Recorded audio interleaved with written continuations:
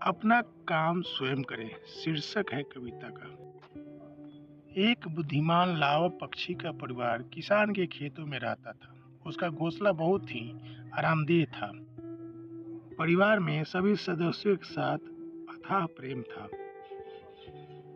एक सुबह अपने बच्चों के लिए भोजन की तलाश में जाने से पहले बच्चों की माँ ने कहा, देखो बच्चों, किसान बहुत जल्दी अपनी फसल काट कर आएंगे। ऐसी स्थिति में हमें अपना नया घर खोजना पड़ेगा।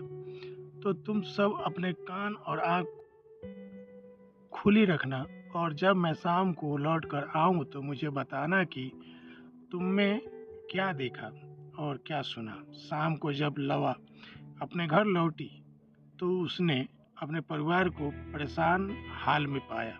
उसके बच्चे कहने लगे, हमें जल्दी ही यहाँ से स्थान छोड़ देनी चाहिए।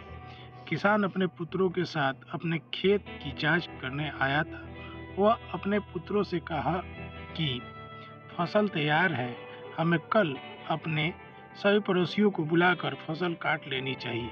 लावा ने अपने बच्चों की बात पर ध्यानपूर्वक सुना, फिर बोला, अरे कोई खतरा नहीं, कल भी होशियारी करनी है किसी भी तरह।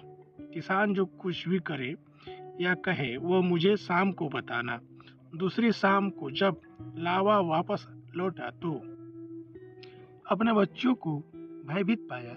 माँ को देखते ही वे चिल्लाए, किसान दोबारा यहाँ आया था, कह रहा था यह फसल जल्दी ही कटी जानी चाहिए।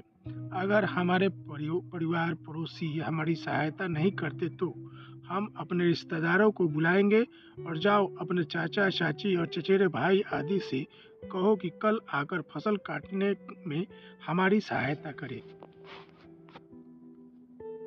लावा मुस्कुराया और बोला, प्यारे बच्चों, चिंता मत करो। किसान के रिश्तेदारों के पास तो उनकी ही फसल कटने के लिए पड़ी है। वे भला यहाँ फसल काटने क्यों आएंगे? अगर अगले दिन लावा फिर बाहर चली गई। जब वो शाम को लौटी तो बच्चे उसे देखते ही चिल्लाए, ओ माँ, यह किसान आज कह रहा था कि यदि उसके रिश्तेदार और पड़ोसी फसल काटने नहीं आते तो वो खुद अपनी फसल काटेगा। तो अब तो यहाँ रहने का कोई लाभ नहीं। तब तो हमें शीघ्र ही यहाँ से चला जाना चाहिए।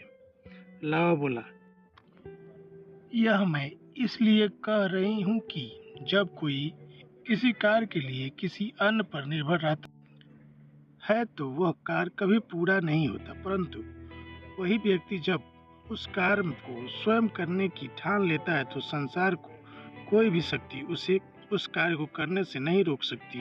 तो यही वह समय है। अब हमें अपना घर बदल लेना चाहिए। शिक्षा आत्मनिर्भरता श्रेष्ठ गुण है। अपना काम स्वयं करो।